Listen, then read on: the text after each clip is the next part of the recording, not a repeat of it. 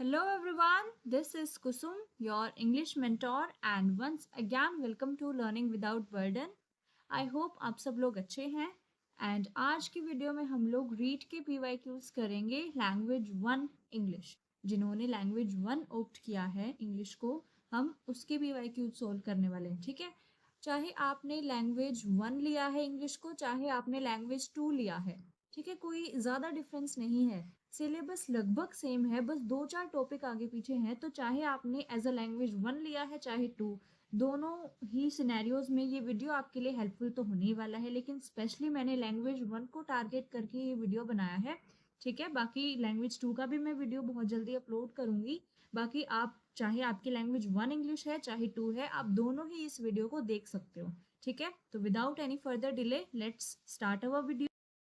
पहला क्वेश्चन क्या है हमारा, हमें पैसेज पढ़ना है और उसके बिहाफ पे हमें आंसर्स देने हैं, ठीक है। इस पूरे पैसेज में ही हमें ये क्वेश्चंस गिवन मिलेंगे, यानी कि ये जो है हमारे ऑप्शंस गिवन मिलेंगे, उन्हीं में से हमें पिक आउट करना है, ठीक है, हमारा आंसर क्या होगा। कोई एग्जैक्ट इसमें से क्वेश्चन नहीं पूछा जाता है, बस रेफरेंस ली जाती है, ठीक है। तो कोई इतना इंपॉर्टेंट नहीं होता है पैसेज पढ़ना, फिर भी हम लोग एक बार मोटा मोटा पढ़ लेते हैं, इस पे ज़्यादा टाइम वेस्ट नहीं करेंगे। चलिए, too much importance must not be attached to the wrong acts done by children, particularly if they happen to be of minor nature. Many boys and girls at a young age are likely to be in habit of stealing, neglecting their studies, spilling out of their classes or using bad language. इसमें जो छोटे बच्चे हैं, जो ज़्यादा बड़े नहीं हुए हैं, जो यंग एज के हैं, उनके बारे में बताया गया है कि वो लोग क्या करते हैं। उनकी आदत हो जाती है कभी कभी स्टीलिंग यानी कि चोरी करने की भी। वो बच्चे अपने स्टडीज़ को नेग्लेक्ट भी करने लग जाते हैं, यानी कि नज़रअंदाज करने लग जाते हैं, अपनी क्लासेस से बाहर निकल जाते हैं, spilling out of their classes यानी कि उनकी क्लासेस से वो बाहर निकलते हैं, बंक मारते हैं, और कभी कभी बैड लैंग्वेज भी यूज़ करते हैं। In nearly every case, the root cause of the trouble is the fact that proper care of children is not taken in the house or sufficient interest is not shown to them. अब इसका कहते हैं कि बहुत सारे cases में इसका root cause क्या होता है, मेन कारण क्या होता है, ये होता है कि प्रॉपर उनको केयर नहीं मिलती है बच्चों को घर पे, ठीक है। उनके अंदर ज़्यादा अच्छे से शो नहीं किया जाता, क्या इंटरेस्ट नहीं शो किया जाता।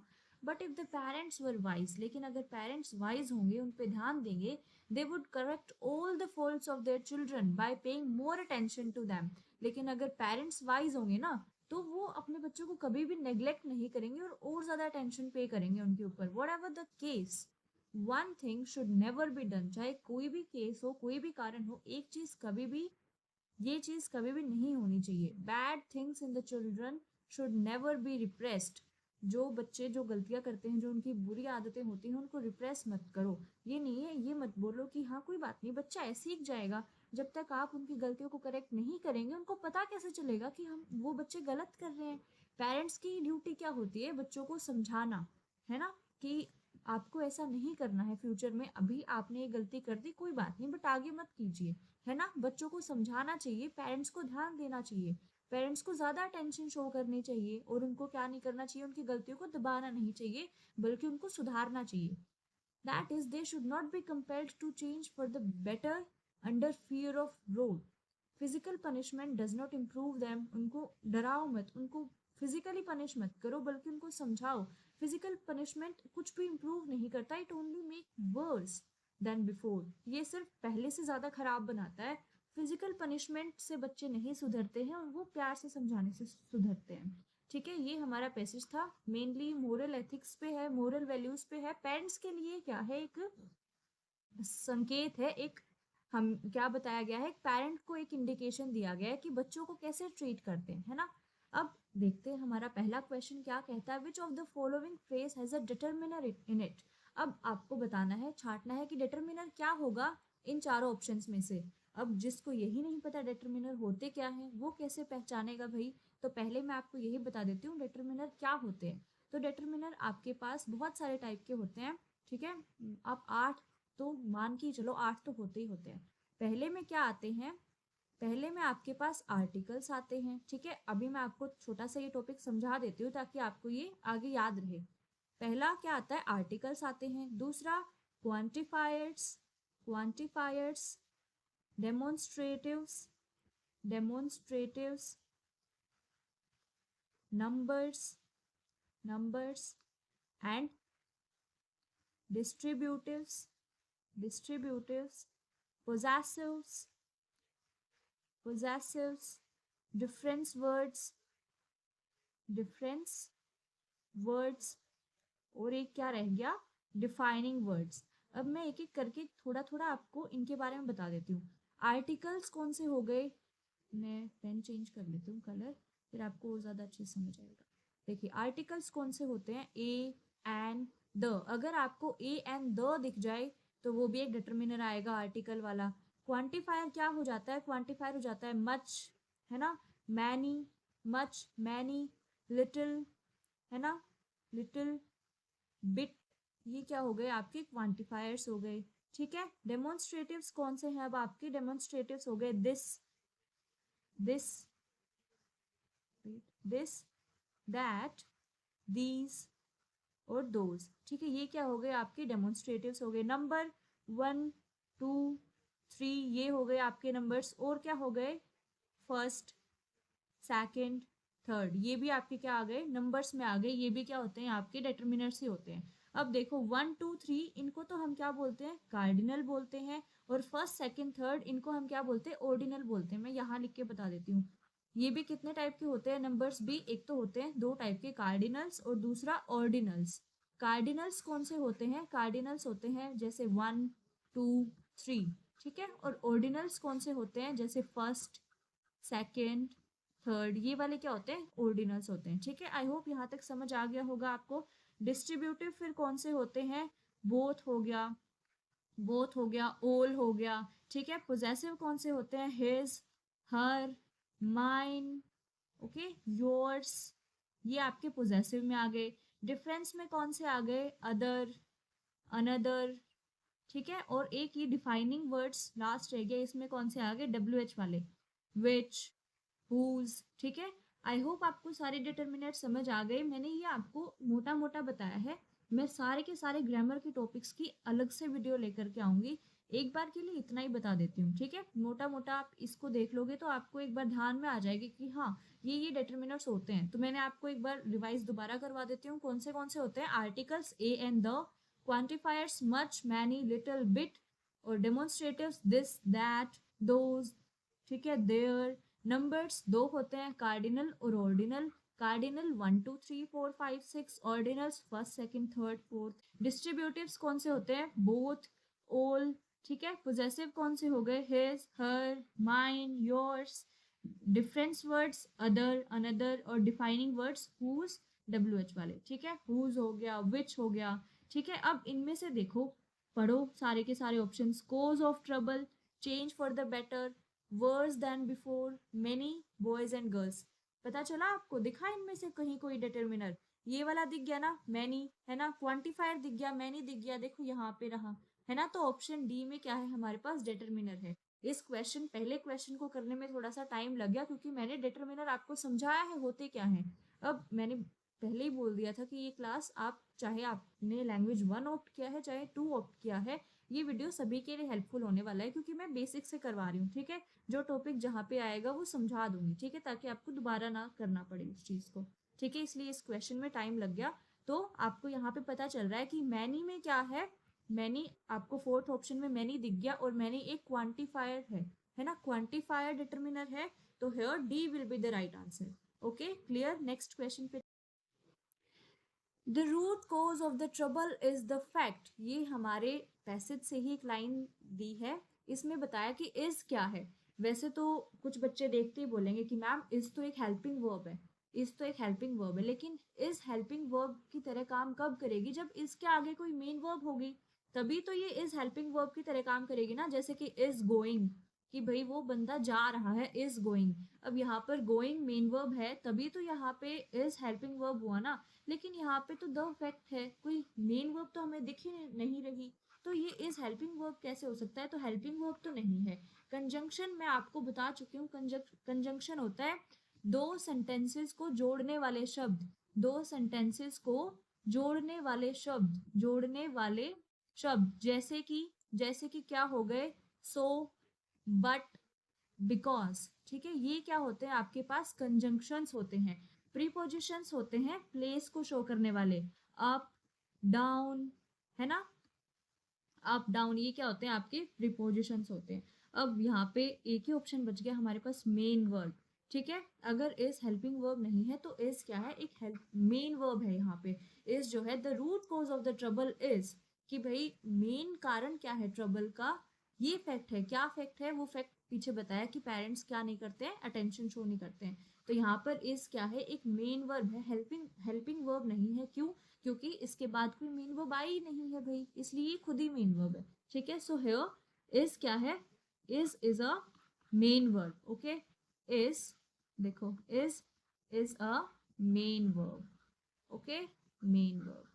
नेक्स्ट क्वेश्चन पर चलते हैं। क्वेश्चन नंबर 3 आपसे क्या कहता है, दैट 3 डिग्रीज ऑफ एडजेक्टिव कौन से वाले क्वेश्चन में है, which of the following has 3 degrees of adjective in the correct form, in the correct form. अब 3 डिग्रीज ऑफ एडजेक्टिव कौन सी होती है पता है आपको, जैसे गुड, बेटर, बेस्ट, ये एडजेक्टिव की 3 डिग्रीज होती हैं। पहली तो नॉर्मल डिग्री हो गई, सेकंड होती है आपकी कंपैरेटिव, कंपैरेटिव, और थर्ड आपकी कौन सी होती है, सुपरलेटिव होती है, ठीक है। अब इसमें से इन चारों ऑप्शंस में से देखना है कि करेक्ट फॉर्म कौन सा है। मैनी, मच, मोस्ट, जी नहीं। बैड, बेडर, बेडेस्ट, ये तो कुछ होता ही नहीं है, ये तो गलत ही वर्ड्स हैं। लाइक, लाइकलियर, लाइकलीस्ट, जी नहीं, ये भी नहीं है। मच, मोर, मोस्ट, ये सबसे सही डिग्री है, ठीक है। मच, मोर, मोस्ट होता है, मैनी, मच, मोस्ट नहीं होता है, बैड, बेडर, बेडेस्ट भी नहीं होता है, लाइक, लाइकलियर, लाइकलीस्ट भी नहीं होता है। तो A would be the right answer. सबसे सही डिग्री ऑफ एडजेक्टिव कौन सी है, नॉर्मल, कंपैरेटिव और superlative, much, more and most, ठीक है। A would be the right answer. Next question पे चल, नेक्स्ट क्वेश्चन आपको कहता है, in the habit of stealing, neglecting their studies, slipping out of their classes. इसमें अंडरलाइन वर्ड्स जो हैं, सेंटेंस में अंडरलाइन किए गए हैं वर्ड, वो क्या है। अब देखो अंडरलाइन किसके नीचे किया है, स्टीलिंग के नीचे किया है, नेग्लेक्टिंग के नीचे किया है और स्लिपिंग के नीचे किया है। अब आपको ये कैसे पता चलेगा ये क्या है, जब आपके पास मेन वर्ब के साथ में, जब मेन वर्ब के साथ में आईएनजी लग जाए। अब देखो, steal plus ING, neglect plus ING, है ना, स्लिप प्लस आईएनजी, है ना। जब आपके पास मेन वर्ब के साथ में आईएनजी लग जाए तो वो जिरेंट कहलाता है, ठीक है। उसको हम लोग क्या बोलते हैं, दैट इज नोन एज जिरेंट। जिरेंट आप कैसे पहचानोगे, कहीं पर भी आपको मेन वर्ब के साथ में, मेन वर्ब के साथ में आईएनजी दिख जाए तो दैट इज अ जिरेंट, ओके।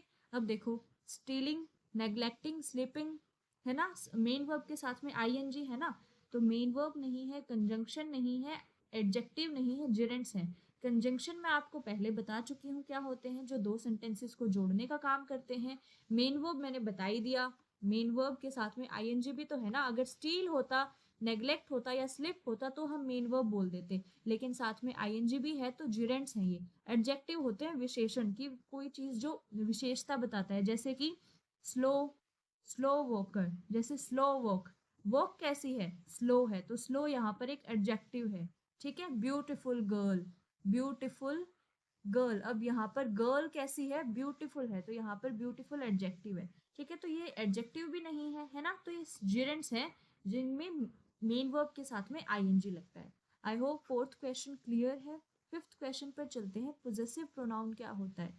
अब देखो, पोजेसिव मैं आपको पहले ही बता दूं, पोजेसिव प्रोनाउंस कौन से होते हैं, his, her, my, mine, your, yours, ठीक है, देयर, देयर्स, ये क्या होते हैं आपके पास, सारे पोजेसिव प्रोनाउंस होते हैं। देखो कहाँ पर दिख रहा है इन ऑप्शंस में से, bad things in the children, कुछ नहीं दिखा। दे वुड करेक्ट द फॉल्ट्स, नहीं दिखा। वट एवर द केस, यहाँ पे भी नहीं दिखा। Faults of their childrens, their दिख गया ना, देयर क्या है, एक पोजेसिव प्रोनाउन है, so B would be the right answer, okay. Next question पे चलते हैं। Which of the following prefix can be used to form the opposite of legal? Legal होता है वैध, वैध। अब वैध का opposite क्या है, एंटोनिम क्या है, अवैध, है ना, अवैध है। अब देखो प्रीफिक्स अब जिस बंदे को यही नहीं पता होगा प्रीफिक्स क्या होता है, वो इस क्वेश्चन को कैसे सही करेगा? ऑप्शन देख के वैसे भी पता लग जाएगा, लेकिन प्रीफिक्स का मतलब होता है उपसर्ग, है ना? हम हिंदी में पढ़ते हैं ना उपसर्ग प्रत्यय, जो रूट वर्ड के आगे लगता है वो उपसर्ग होता है, जो रूट वर्ड के पीछे लगता है वो प्रत्यय होता है। ठीक है, तो देखो अब लीगल का ऑपोजिट क्या होता है? लीगल का ऑपोजिट अब ऑप्शंस देख करके बताओ। डिसलीगल होता है क्या? डिसलीगल होता है? जी नहीं, डिसलीगल नहीं होता, तो डिसलीगल नहीं आएगा। अनलीगल होता है? अनलीगल? जी नहीं, अनलीगल भी नहीं होता। इमलीगल होता है?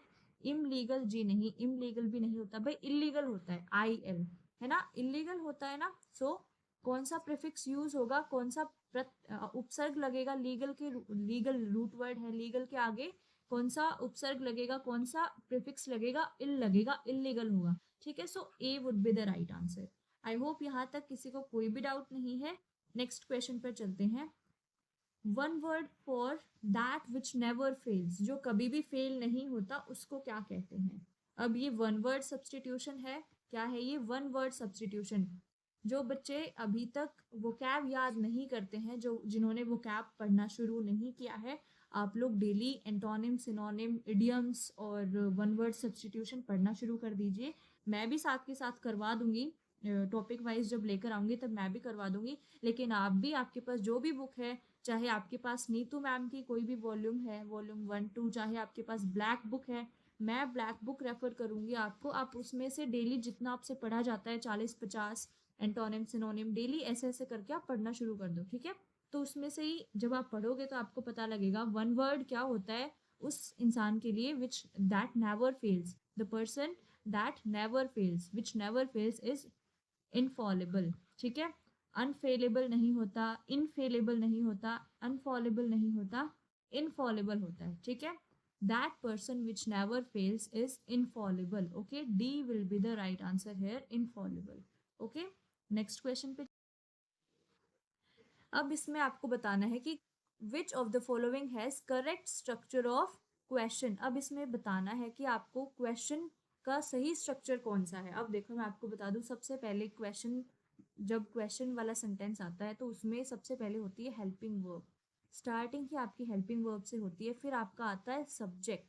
ठीक है, फिर आपका आता है सब्जेक्ट के बाद आपका आता है मेन वर्ब, उसके बाद आपका आता है ऑब्जेक्ट।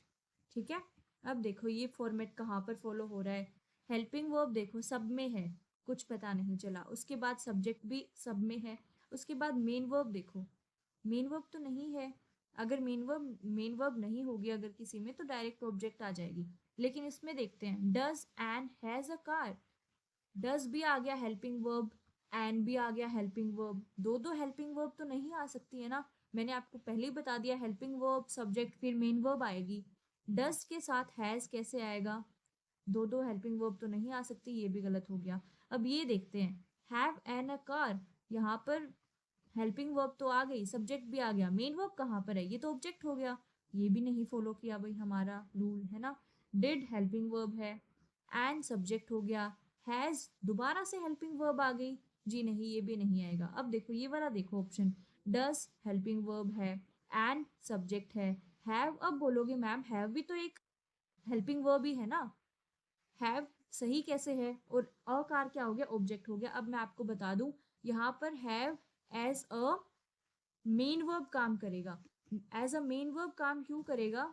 क्योंकि यहाँ पर हैव का मतलब होता है रखना, कि एन के पास एक कार है, वो एक कार रखती है। यहाँ पर हैव का मतलब क्या है? रखना है, कि उसके पास एक कार है। यहाँ पे ये हेल्पिंग वर्ब का काम नहीं कर रहा है हैव, यहाँ पर ये मेन वर्ब का काम कर रहा है। इसलिए ये सेंटेंस जो है, ये वाला सेंटेंस बिल्कुल करेक्ट ऑर्डर फॉलो करता है।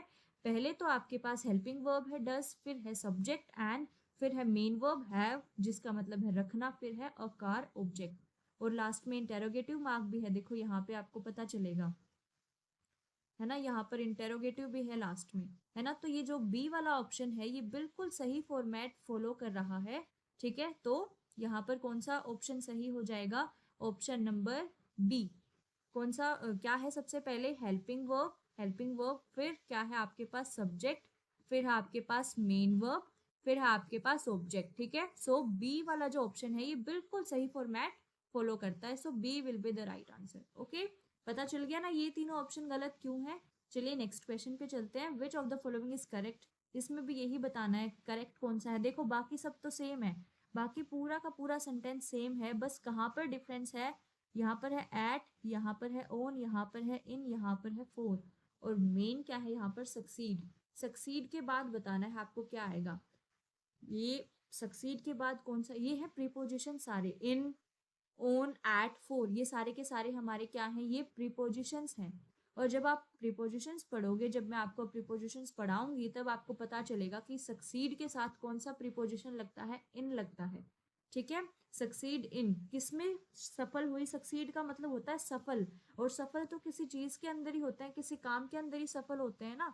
ठीक है, तो सक्सीड के साथ में कौन सा प्रीपोजिशन लगता है, इन प्रीपोजिशन लगता है। तो इन देख लो कहाँ पर है, सी में है। सक्सीड एट नहीं होता है, सक्सीड ऑन भी नहीं होता है, सक्सीड फॉर भी नहीं होता है। I hope he will succeed in his work, मैं आशा करती हूँ वो अपने काम में सफल होगा, तो C would be the right answer. Okay, next next question हमारा क्या कहता है, which of the following is correct. अब आपको बताना है करेक्ट ऑप्शन कौन सा है। The old car moved much more faster than the new car. Much more एक साथ नहीं आएंगे, मोर फास्टर। अब देखो मोर और फास्टर क्यों नहीं आएगा, देखो जब ई आर आ जाता है ना किसी में, वो कंपैरेटिव होता है ना। और मैंने आपको जब पीछे एडजेक्टिव की 3 डिग्री करवाई थी, तब भी मच मोर मोस्ट करवाई थी ना, मच मोर मोस्ट, तो ये भी कंपैरेटिव डिग्री ही है, मोर है ना, कंपैरेटिव है ना। अब ये ई आर लग गया, ये भी कंपैरेटिव हो गई, मोर भी कंपैरेटिव हो गई, दो कंपैरेटिव कैसे आएंगी, ये वाला ऑप्शन भी गलत है। मच मोर, ये फर्स्ट ऑप्शन जैसा ही है, इसमें भी मच मोर दो आ गए, ये भी नहीं आएगा। तो एक ही ऑप्शन सही बचा, the old car move much faster than the new car. ठीक है, जो पुरानी कार थी वो नई कार से भी ज्यादा फास्ट चल रही है। ठीक है, the old car moved much faster than the new car. ठीक है, तो एक ही ऑप्शन ऐसा है जिसमें कोई ग्रामेटिकल एरर नहीं है, so C would be the right answer. Okay, next question. अब इसमें भी यही बताना है क्वेश्चन स्ट्रक्चर कौन सा सही है। पहले हेल्पिंग वर्ब, अगर हेल्पिंग वर्ब से शुरू नहीं हो रहा है तो डब्ल्यू एच फैमिली से शुरू होगा। ठीक है, अगर डब्ल्यू एच फैमिली से शुरू हो रहा है तो भी वो क्वेश्चन फॉर्मेट ही है, अगर हेल्पिंग वर्ब से शुरू हो रहा है तो भी। ठीक है, लेकिन एक डिफरेंस है, जब डब्ल्यू एच फैमिली से शुरू होता है तो डब्ल्यू एच के जस्ट बाद हेल्पिंग वर्ब आएगी। ठीक है, फिर आपका आएगा सब्जेक्ट, फिर आपका आएगा मेन वर्ब, फिर आपका आएगा ऑब्जेक्ट। ठीक है, ये वाला फॉर्मेट देखो, और लास्ट में क्वेश्चन मार्क तो आएगा ही आएगा। ठीक है, लास्ट में फुल स्टॉप नहीं आता है, क्वेश्चन मार्क आता है। डब्ल्यू एच फैमिली देखो, डब्ल्यू एच फैमिली से सारे सब में वाई है, डब्ल्यू एच है। अब डब्ल्यू एच के जस्ट बाद हेल्पिंग वर्ब आएगा, कहाँ पर है, डिडेंट, यू, डिडंट, यू देखो यहाँ पर तो सब्जेक्ट आ गया है ना, डब्ल्यू एच के जस्ट बाद सब्जेक्ट आ गया, लेकिन डब्ल्यू एच के जस्ट बाद तो हेल्पिंग वर्ब आएगा ना। बी ऑप्शन कट कर दीजिए यहीं पे। अब नेक्स्ट देखो, didn't you, didn't you, didn't you, told, that, tell. अब देखो इसके जस्ट बाद ये डिटरमिनर नहीं आएगा, ये ऑप्शन तो कट ही कर दो। Why didn't you that tell me, ये तो आपका सेंटेंस का स्ट्रक्चर ही गलत हो गया, दैट लास्ट में आएगा, इसने पहले ही लगा दिया। Why didn't you that tell me, है ना, इसकी तो सेंस ही नहीं बनी, ये तो पहले ही कट हो गया। अब देखो दो ऑप्शन बच गए, ए और डी। अब ए और डी में से पहचानना है सही कौन सा है। Didn't you told, didn't you tell, मैं आपको जब भी करवाती हूँ ऐसे क्वेश्चन हमेशा बताती हूँ, डू, डज, डिड, और जितने भी टू प्लस में टू बी प्लस में जितने भी मॉडल्स होते हैं सबके साथ वर्ब का फर्स्ट फॉर्म आता है। डू, डज, डिड, टू के साथ और मॉडल्स के साथ हमेशा वर्ब का फर्स्ट फॉर्म आता है। इसमें टोल्ड लगा दिया, टेल, टोल्ड, टोल्ड, है ना, इसमें तो सेकंड या थर्ड फॉर्म लगा दी, फर्स्ट फॉर्म तो है ही नहीं ना, फर्स्ट फॉर्म तो डी में है, तो ए भी गलत हो जाएगा। एकमात्र आपका सही विकल्प, एकमात्र सही ऑप्शन आपके पास कौन सा बचा। ठीक है, डू, डज, डिड, मॉडल्स और टू के साथ क्या आता है, वर्ब का फर्स्ट फॉर्म आता है, इसमें टोल्ड आ गया, इसमें टेल आया है, तो ये बिल्कुल सही है। ठीक है, नेक्स्ट क्वेश्चन पे चलते हैं। नेक्स्ट क्वेश्चन आपसे क्या कहता है, which of the following sentence of question is correct. भाई ये शिफ्ट वाले तो बहुत ज्यादा लकी साबित हो गए, जिसको क्वेश्चन वाले फॉर्मेट आते थे, कम से कम तीन चार क्वेश्चन आ गए क्वेश्चन फॉर्मेट पे, है ना। देखो वही हेल्पिंग वर्ब, यहाँ पर विल हेल्पिंग वर्ब का काम करेगा। विल के बाद आता है आपका सब्जेक्ट, उसके बाद आपका आता है बी, उसके बाद आता है आपका मेन वर्ब, ठीक है, उसके बाद आपका ऑब्जेक्ट या फिर अदर वर्ड्स। विल से शुरू हो रहा है ना, विल से शुरू हो रहा है, उसके बाद सब्जेक्ट देखो, विल भी एक साथ नहीं आता, इसका यही रूल है, अगर विल आया है एज अ हेल्पिंग वर्ब तो वो सब्जेक्ट के बाद भी लेता है, ठीक है, सब्जेक्ट के बाद भी आता है, तो पहला तो गलती हो गया। और ये वाला ऑप्शन देखो, दो बार विल आ गया, will they be arrested if they will refuse, तो दो बार विल भी नहीं आएगा, तो डी ऑप्शन भी आपका गलत हो गया। अब देखो, will they be arrested, will they be arrested if they refuse to leave, if they refuse to leave, इसमें देखो, इसमें सेकेंड फॉर्म का यूज हो गया ना, if they refuse to leave, क्या है इस ऑप्शन में, will they be arrested if they refuse to leave, और इसमें है रिफ्यूज, दोनों में एक ही तो बस डिफरेंस है ना छोटा सा, if they refuse, if they refuse, तो देखो यहाँ पर पैसिव में बन गया, ये will they be arrested if they refuse to, if they refuse to live, यहाँ पर पैसिव में बन गया, सेंटेंस तो पैसिव में है तो दो बार थर्ड फॉर्म नहीं आएगी, जब यहाँ पर पैसिव में बन गया विल दे बी अरेस्टेड, क्या उनको अरेस्ट किया जाएगा if they refuse to live, तो यहाँ पर सेकेंड वाले इफ के बाद इफ कंडीशनल में फर्स्ट फॉर्म ही आएगी, ठीक है, so will they be arrested if they refuse to leave, so B option बिल्कुल सही है आपका, सी ऑप्शन आपका गलत हो जाएगा क्योंकि यहाँ पर सेकेंड फॉर्म लग गई, सेकेंड फॉर्म नहीं लगेगी, ठीक है। नेक्स्ट क्वेश्चन पर चलते हैं, विच of the following passive voice is correct, अब इसमें आपको पैसिव वॉइस बतानी है, एक्टिव पैसिव मैं आपको जब करवाती हूँ मैं आपको एक ही बात बताती हूँ, एक्टिव पैसिव में टेंस चेंज नहीं होता है, टेंस चेंज कभी भी नहीं होगा, अगर प्रेजेंट में अगर टेंस है तो प्रेजेंट ही रहेगा, पास्ट में टेंस है तो पास्ट में ही रहेगा। अब देखो, all his friends laughed eight, अब लाफ्ड एट है तो लाफ्ड एट रहेगा, और पैसिव वॉइस में एक और बात होती है, बाय लगता ही लगता है सब में, है ना, अगर होम है तो उसमें पहले बाय लग जाता है, बाय होम, उसमें एंड में बाय नहीं लगता, अदरवाइज सब में एंड में बाय लगता ही लगता है, तो देखो किसमें बाय नहीं है, इसमें बाय नहीं है, तो ये ऑप्शन कट कर दो, लाफ डेट आएगा ही आएगा, अब जिसमें लाफ डेट नहीं है वो भी कट कर दो, इसमें सिर्फ लाफ्ड है ना, जब लाफ्ड के बाद एट आता है एक्टिव में तो पैसिव में वो एक्ट के एट के साथ ही आता है, ठीक है, लाफ्ड एट है तो उसका अकेला लाफ्ड नहीं आएगा, लाफ्ड एट के साथ ही आएगा, बेसिकली लाफ्ड एट बाय के साथ आएगा, ये देख लो, all his friends laughed at him, और ऑप्शन फिर पैसिव वॉइस में क्या आएगा, he was laughed at by all his friends, ठीक है, ये देख लो, क्योंकि पैसिव में थर्ड फॉर्म तो आती ही आती है, ये फर्स्ट फॉर्म क्या कर रही है यहाँ पे, फर्स्ट फॉर्म तो बिल्कुल ही गलत है, he was laughed at by all his friends, ठीक है, यहाँ पर बी ऑप्शन बिल्कुल सही हो जाएगा, ऑप्शन क्यों हमारा सही हो जाएगा, क्योंकि मैं आपको बता ही चुकी हूँ, थर्ड फॉर्म लगेगी, एट भी आएगा और बाय भी आएगा, यही ऑप्शन आपका बिल्कुल सही है, he was laughed at by all his friends, so B option is absolutely correct option for this question, ठीक है, क्लियर। नेक्स्ट क्वेश्चन पे